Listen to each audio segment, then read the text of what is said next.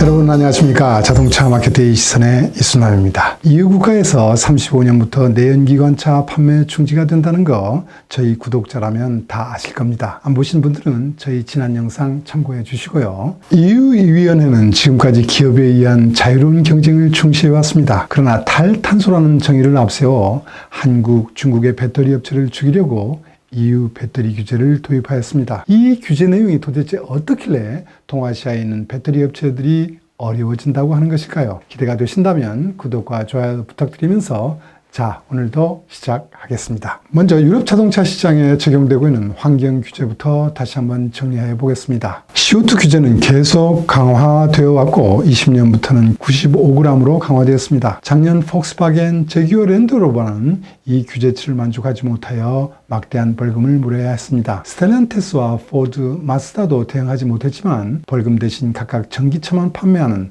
테슬라, 볼보, 하이브리드 차 판매가 많았던 토요타로부터 CO2 크레딧을 구입하여 대응했습니다. 이러한 CO2 배출가스 규제는 25년에 강화되고 30년에는 현재 제시된 규제치보다 더 강화됩니다. 이 규제치는 가장 효율이 좋은 토요타의 하이브리드 차도 대응하지 못하는 수준이 됩니다. 이렇게 강화되는 규제 대응을 위하여 글로벌 자동차 업체들은 전기차와 플러그인 하이브리드 차량 개발에 전력을 다하고 있는 실정입니다. 최근 제네시스가 25년 후에 발매하는 차는 전부 전동화 차량으로 한다고 발표한 것처럼 미국, 유럽의 업체들도 30년 이내에 100% 전동화 또는 전기차 전업화를 선언한 상태이고 30년의 지역별로 전기차 판매 계획도 구체적으로 발표했습니다. 코로나 위기 극복의 일환으로 유럽 각국의 정부는 전기차와 플러그인 하이브리드 차량 구매 고객들에게 보조금을 확대하여 왔습니다. 자동차 업체들은 CO2 배출가스 규제 미달로 벌금을 내지 않기 위하여 어느 정도 손해를 보면서도 전기차를 판매해 왔습니다. 이러한 노력의 결과로 전기차와 플러그인 하이브리드 차량의 판매는 15년 대비 크게 증가하고 있습니다. 정부도 전기차를 생산하는 업체도 돈을 벌고 있지 않고 있다면 도대체 돈은 누가 벌고 있을까요? 바로 전기차 코스트의 30%, 40%를 차지하고 있는 배터리 업체들입니다. 그것도 유럽이 아닌 동아시아에 있으면서 세계 시어의 80% 이상을 차지하고 있는 한국의 LG, 삼성, SK와 중국의 CATL, BYD, 일본의 파나소닉 등입니다. 물론 자동차 업체들로부터 엄청난 코스트 삭감 압박을 받으면서 화재, 리콜도 겪고 있습니다만 CATL을 비롯한 배터리 업체들의 주가는 계속 오르고 있는 편입니다. 재주는 곰이 부리고 돈은 왕서방이 번다는 말이 있습니다. 이유는 자기네들이 규제를 강화했는데 내연기관 엔진 공장 폐쇄와 구조조정이 이루어지는 아픔이 있는데 돈은 엉뚱한 데서 벌어가고 있으니 이것을 도저히 참을 수가 없었습니다. 그래서 이들은 배터리 원재료 채굴부터 배터리 생산, 차량 조립, 판매 및 이용 후 폐차까지 전 과정에서 CO2를 규제하는 라이프 사이클 어세스먼트, 즉 LCA 규제도 도입하였습니다. 이 규제를 만족하려면 배터리 생산, 차량 조립 등에 필요한 많은 전기를 재생에너지로 사용해야 합니다. 이 정책을 EU에서 밀고 가는 이유는 바로 한국, 중국, 일본에서의 재생에너지 비율이 매우 낮은 점 때문입니다. 석탄 의존도가 높고 일본, 한국에서 원자력 발전을 기피하는 정책을 이용한 것이라고도 보입니다. EU 영내에 배터리 업체를 유치하여 고용을 확대하겠다는 의도는 1차적으로 달성되고 있다고 할 수 있습니다. 중국의 CATL, 한국의 LG, 삼성, 일본의 파나소닉이 유럽에서 이미 배터리 공장을 건설했거나 확장, 신설 검토하는 것으로 되어 있기 때문입니다. 또한 재생에너지 비율이 높은 EU 영내에서 생산한 배터리는 화력 발전에 의존하고 있는 동아시아에서 생산한 배터리보다 당분간은 우위에 설 수 있다고 판단한 것 같습니다. 이 정도면 되었다고 보는데 EU는 왜 여기에 다시 배터리 규제안을 도입하고 있는 것일까요? 35년까지 엔진차의 판매 금지가 되면 앞으로 14년 후에는 유럽에서 연간 1000만 대 이상의 전기차가 팔리게 됩니다. 이 말은 거대한 리튬이온 배터리 시장이 EU에 창출된다는 말이 됩니다. 1000기가와트 아워급 이상의 규모가 될 가능성이 있기 때문에 자동차 업체는 물론 배터리 업체가 EU 영내에 배터리 공장 신설 계획을 발표하고 있습니다. EU가 리튬이온 배터리 패권을 동아시아 업체들로부터 탈원하여도 배터리에 사용되는 원재료에서 버틀넥이 되기 쉽습니다. 국제에너지기관 IEA는 21년 5월 지구의 기온 상승을 2도 미만으로 억제하기 위한 시나리오에서 40년 배터리에 들어가는 리튬의 총 수요는 19년 대비 42배, 코발트는 21배, 니켈은 19배로 증가한다는 예측을 발표했습니다. 배터리 관련 자원 쟁탈전은 이미 시작되었습니다. 최근에는 배터리 업체 스스로 자원 권익을 확보하기 위하여 이례적인 경쟁을 하고 있습니다. CATL은 21년 4월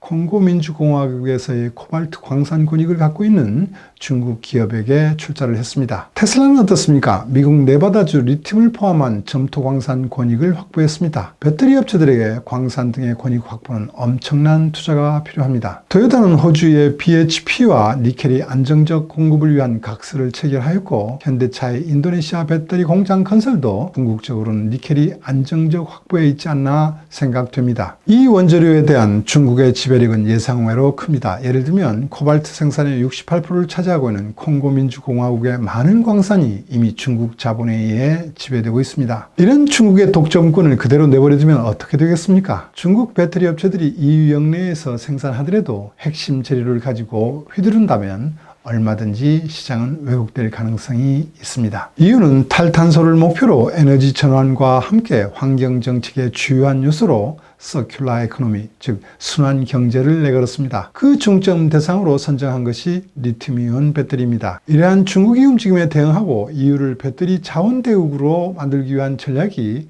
바로 EU의 배터리 규제안이라고 할 수 있습니다. 작년 12월에 공포하여 22년 1월부터 개시 예정인 이 배터리 규제안의 골자는 27년부터 전기차의 리튬이온 배터리 등을 대상으로 코발트, 니켈 등의 리사이클 사용량을 분명히 해야 한다는 점입니다. 30년부터는 2kWh 이상의 배터리를 탑재한 제품의 리사이클 재료의 사용을 의무화했습니다. 리사이클 재료의 사용량, 라이프 사이클 전체에서 CO2 배출량을 게시해야 하는 카본 풋프린트의 신고를 의무화한 것입니다. 이 규제로 인하여 배터리 업체별로 경쟁력이 원천이 되고 있는 재료의 배합 비율 비밀이 노출될 수도 있습니다. 카본 풋프린트를 공개하는 것 역시 코스트와 연동되는 에너지 사용량에 직결되는 정보가 되기 때문에 메이커 입장에서는 공개하고 싶지 않은 정보가 됩니다. 그러나 EU의 입장은 단호합니다. 배터리의 리사이클 시장을 확립하기 위해서는 이들 정보는 반드시 필요하고 규제의 실행성을 담보하기 위해서는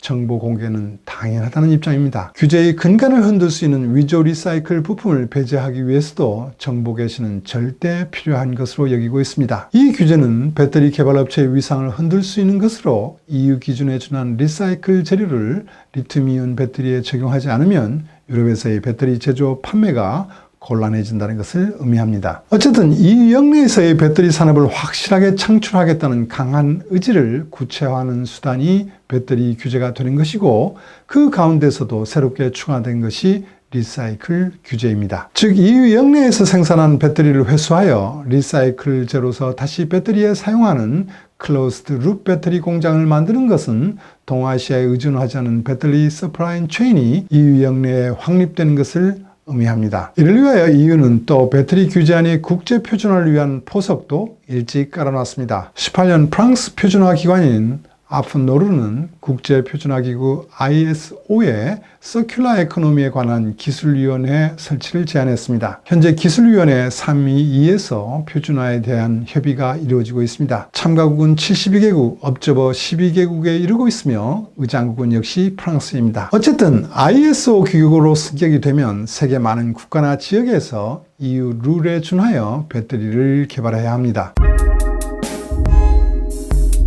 그러나 배터리 리사이클 규제는 시장 원리대로 한다면 잘 작동되지 않을 것으로 보입니다.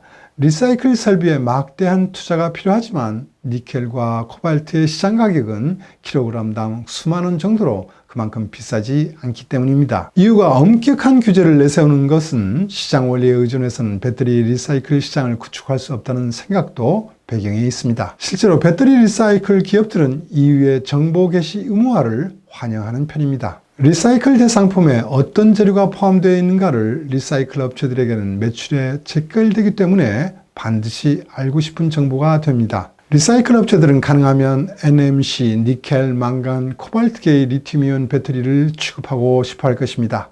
코발트와 니켈 등의 시장 가격 변동은 크지만 그래도 킬로그램당 수만 원에 팔고 있습니다. 그러나 LFP 인산철 배터리는 값싼 재료이기 때문에 이들에게 돈이 되지 않기 때문입니다. 어쨌든 이 규제로 보증된 새로운 시장을 목표로 많은 기업이 참여하기 시작했습니다. 선두에서 달리고 있는 것이 비칠금속 업체 벨기에의 유미코아입니다. 11년부터 연간 7,000톤 처리 능력이 있는 리튬이온 배터리 전용의 리사이클 공장을 가동하고 있습니다. 물론 폭스바겐, 르노 등 현지 업체들도 배터리 리사이클 기술 개발에 착수하고 있습니다. 주목을 끄는 업체는 테슬라의 공동 창업자이고 최고 기술 책임자였던 JB 스트라우베리 셀리반 미국 레듀드 머티리얼사입니다. 테슬라가 EU 영내에서 생산한 배터리 리사이클을 담당하지 않을까 생각됩니다. 역시 테슬라는 이미 베를린 기가 팩토리에 더해 좋은 파트너를 이미 확정해 놓은 상태가 되어 전혀 규제에 신경 쓰지 않고 추진할 수 있게 되었습니다. 이유는 규제를 앞세워 한국, 중국, 일본에 편중된 배터리 공급망을 강제로라도 빼앗고 싶다는 야욕을 드러낸 것이라고 할 수 있습니다. 중국은 계속하여 자국 업체를 지원할 것이고 미국도 UAW 노조가 있는 메이커에서 생산한 전기차에만